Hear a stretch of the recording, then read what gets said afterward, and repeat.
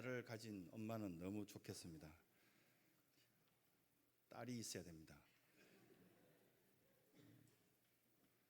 여러분들의 모습들이 마스크 속에 있지만 행복한 삶을 소원하고 있고 하나님께서 함께하고 계시기 때문에 여러분들의 삶이 풍성한 삶으로 채워줄 복된 은혜가 있길 간절히 소원합니다. 즐거운 삶을 만드는 5가지 마음이라는 글이 지난주에 인터넷상에서 굉장히 유행했죠. 굉장히 공감되는데 저 바탕에는 반드시 하나님이 함께해야만 저 글들이 이루어지는 것을 봅니다. 첫 번째, 고난 속에서도 희망을 가진 사람은 행복의 주인공이 되고 고난에 굴복하고 희망을 품지 못하는 사람은 비극의 주인공이 됩니다. 하나님이 그 고난 속에 함께하면 우리는 고난이 경험이 되고 그 경험은 우리에게 축복이 된다는 사실입니다. 두 번째, 하루를 좋은 날로 만들려는 사람은 행복의 창조자가 되고 나중에라고 미루며 시간을 놓치는 사람은 불행의 하수인이 됩니다. 하나님께서 주신 오늘 일들을 어렵지만 힘들지만 여러 가지 고민거리가 있지만 미루지 말고 기도하면서 믿음의 용기를 낸다면 그 속에서는 행복한 일들이 생긴다는 이야기입니다. 세 번째, 힘들 때 손잡아주는 친구가 있다면 이미 행복의 당선자이고 그런 친구가 없다고 생각하는 사람은 이미 행복 낙선자입니다. 결국 하나님이 나에게 변치 않는 친구라는 사실을 확신한다면 여러분들은 행복한 사람입니다. 반면에 세상에 어떤 사람을 구하여서 변절되지 않는 사람을 찾아보시면 아마도 없다는 것을 알게 됩니다. 그래서 역시 하나님이 나에게 가장 좋은 친구구나라는 것을 알게 되는 것이죠.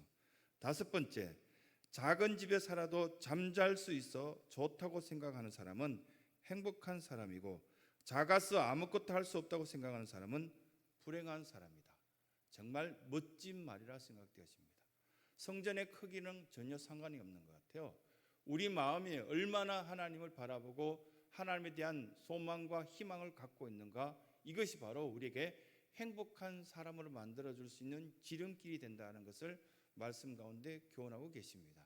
그러면 우리에게 이 말씀으로 통해서 또 다른 어떤 교훈을 주시는 것은 어떤 것을 공경하고 있느냐에 따라서 사람이 추구하는 방향과 추구하는 방향에 따라서 그 열매 맺는 모습들이 다르다는 것을 알고 있습니다.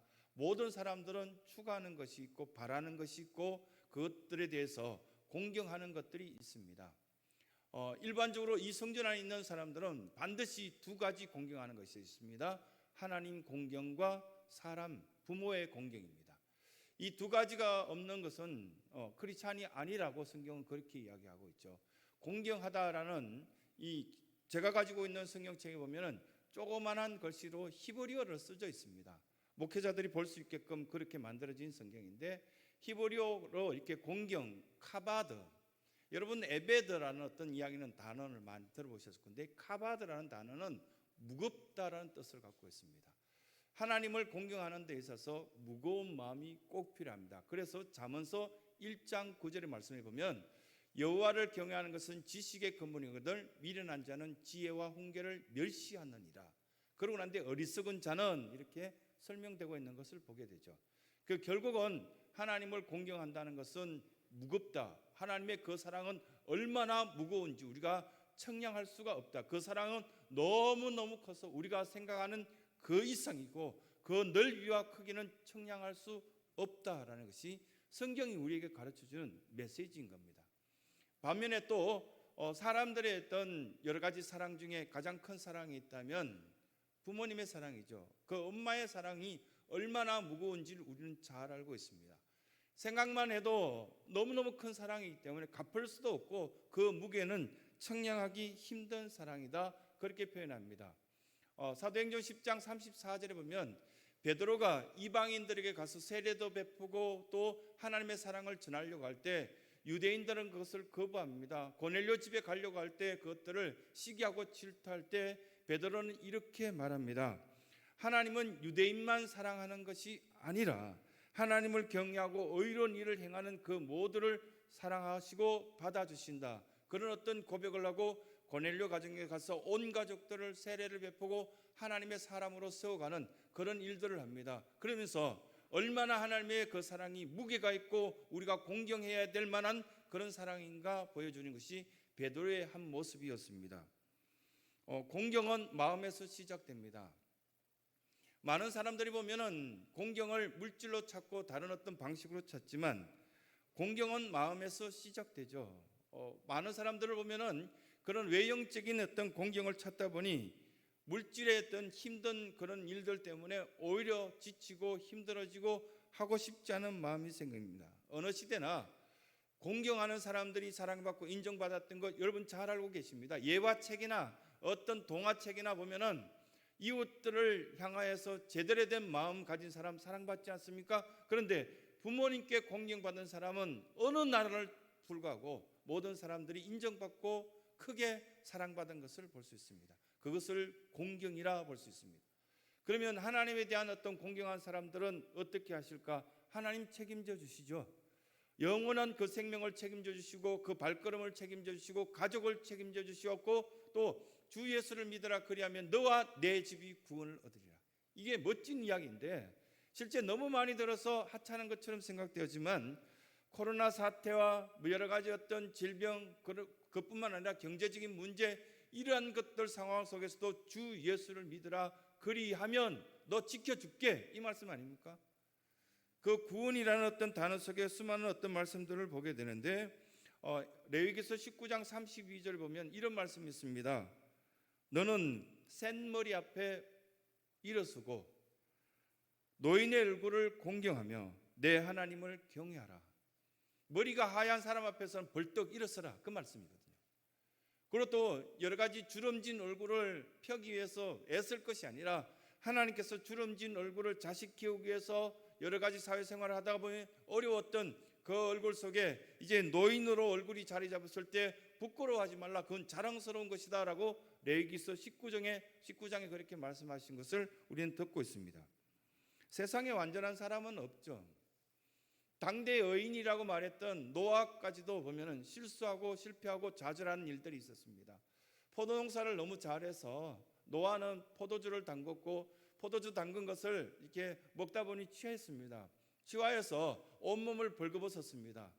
그랬더니 그 아들 3명이 있었죠. 셈과 함과 야벳이 있었는데 둘째 함이 들어와서 먼저 발견하고 그것을 비웃습니다. 비웃고 형제에게 갑니다. 셈과 야벳에게 아버지가 벌거벗은 추한 상태로 있더라. 그렇게 이야기하자 두 아들은 굉장히 지혜롭게 보면 뒷걸음질 치고 들어가서 그 부끄러운 부분을 가려줍니다.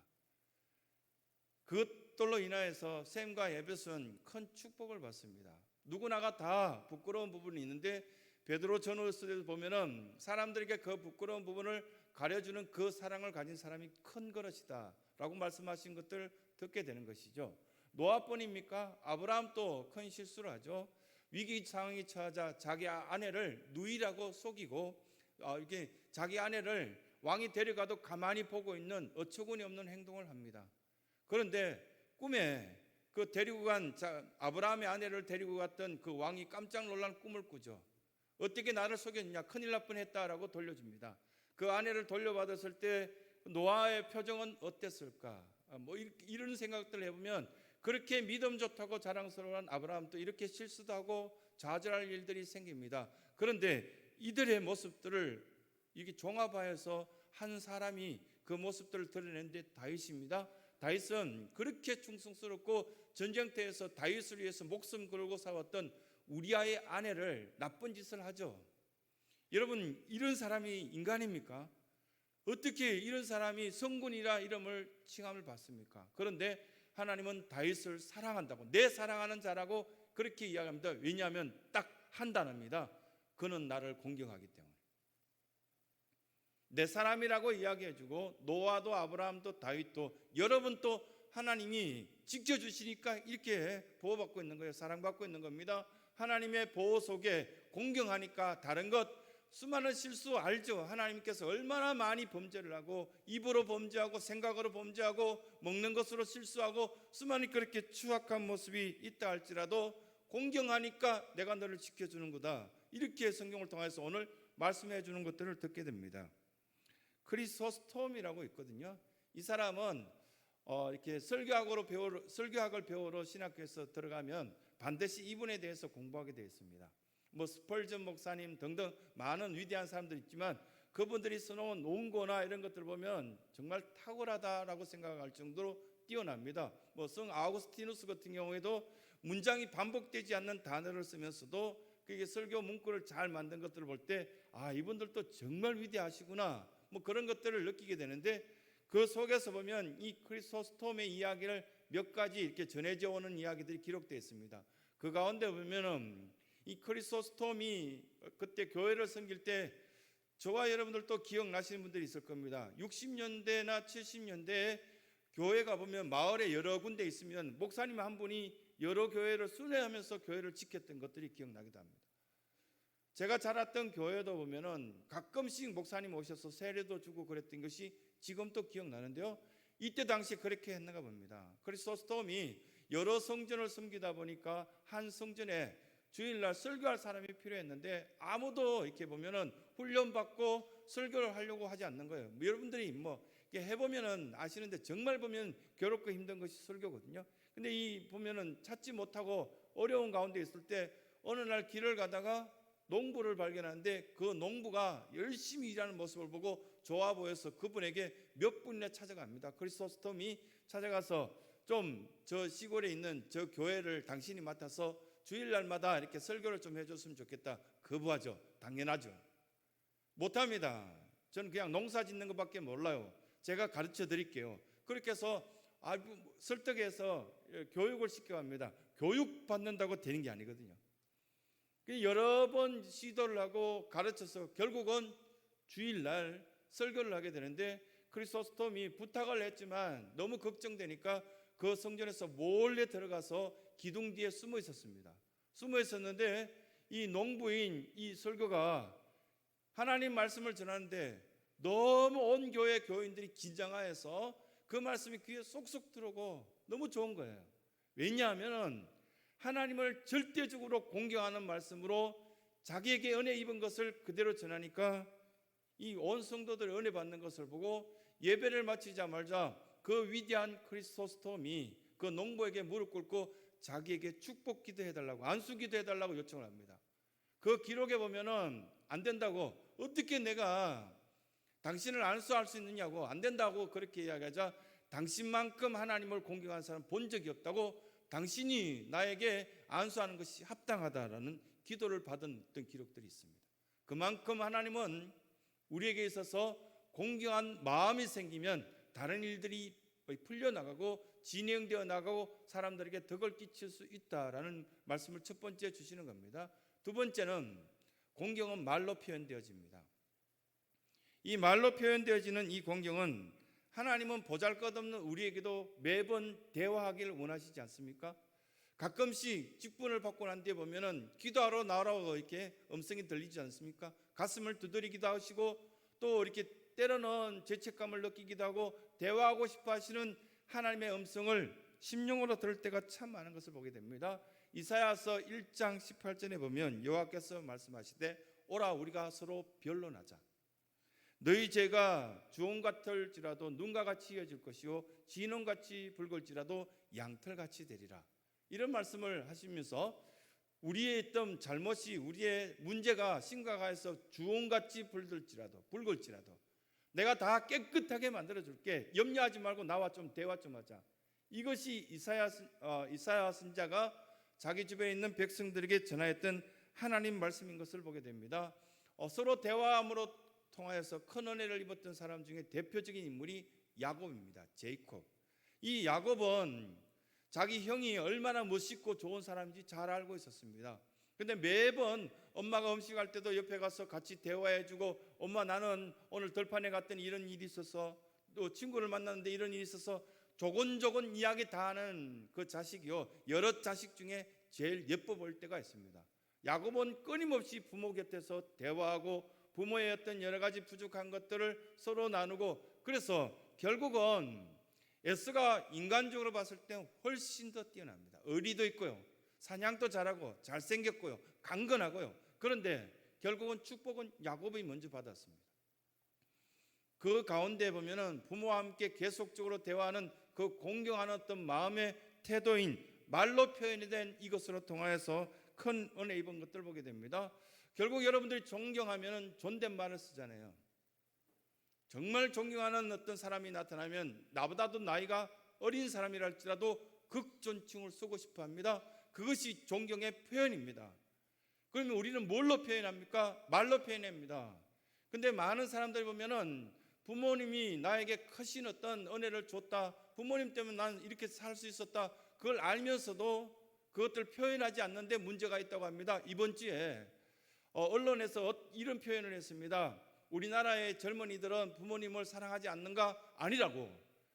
조사해봤더니, 리서치해봤더니 많은 아이들에게 질문을 했습니다. 너희 엄마 아빠가 너를 정말 사랑한다고, 너를 위해서 희생했다고 생각하느냐 물었을 때 87%가 0.1초도 기다리지 않고 네라고 대답했답니다. 그래도 다른 나라에 비해서 우리나라 아이들이요, 엄마 아빠를 좋아하고 엄마 아빠를 그래도 떠나고 싶지 않아 하고요, 엄마 아빠 말이 잔소리지만 듣고 그 말이 옳다라고 생각하고 있다고 그렇게 언론은 이렇게 공개적으로 표현했습니다. 그렇다면 계속적으로 신앙 교육을 받고 또 훈련을 받는 저와 여러분들이 하나님을 공경하듯이 우리 부모님을 공경하다면 예배를 마치고 집에 들어가서 엄마 음식이 제일 맛있어, 엄마가 세상에서 제일 좋아, 아빠만큼 좋은 사람 없어, 이 한마디가 모든 가정에 얼어붙었던 것들을 녹일 수 있다라고 성경은 우리에게 교훈하고 있는데 왜 우리가 그 입을 열지 못할까?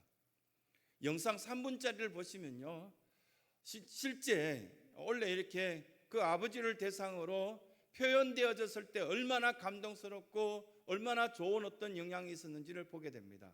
이제 영상이 준비된 대로 우리는 보게 될 텐데, 하나님께서는 우리에게 자녀들에게 존경받고 싶으냐?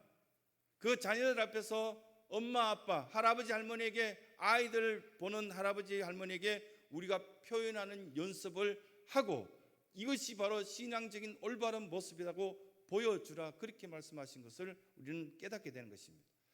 한번 영상을 보도록 하겠습니다.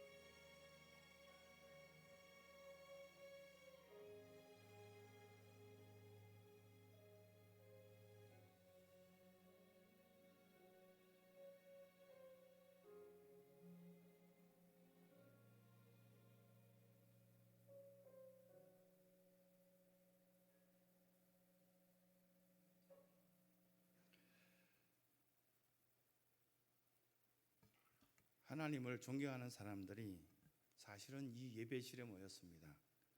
근데 한 가지 단점이 있었습니다. 표현을 안 합니다. 식사기도 할 때 땡큐, 지저스 땡큐, 하나님, 예수님 감사합니다. 그 표현 위에 감사의 표현들이 너무 메말랐구나. 섬김의 표현에 있어서는, 공경의 표현에 있어서는 말부터 시작되어야 되겠구나. 또 한 가지 있다면 우리는 내 마음이 있는 곳에 내 보물도 있다라고 마태복음 6장에서 21절에 말씀하신 것처럼 부모님의 그 사랑은 우리가 갚을 수 없을 만큼 너무 크기 때문에 기회가 주어질 때 실천되어져야 될 내용 중에 하나입니다. 이 말씀을 준비하다가 모교회 목사님께 전화했더니 어머니 교회를 잘 출석 못하시죠. 벌써 석 달째 노인부에 있는 어른들이 60명가량 거의 석 달 전혀 교회를 출석 못했습니다. 이렇게 이야기하시더라고요. 애타시겠네요. 그랬더니 몇 주 전부터 그냥 어머니가 교회 출석하셔서 계속 울기만 하신다. 그래서 너무 자식된 도리로서 부끄럽고 민망해서 목사님 왜 그럴까요? 아마도 몇 가지가 있지 않을까요? 목사님 내 교회나 비슷하지 않을까요? 전화를 드렸는데도 전화를 자주 안 한다라는 이야기를 하시고 몇 가지를 생각해 봤을 때 가장 첫 번째는 아픈데 아프다 소리를 안 하시는 거예요.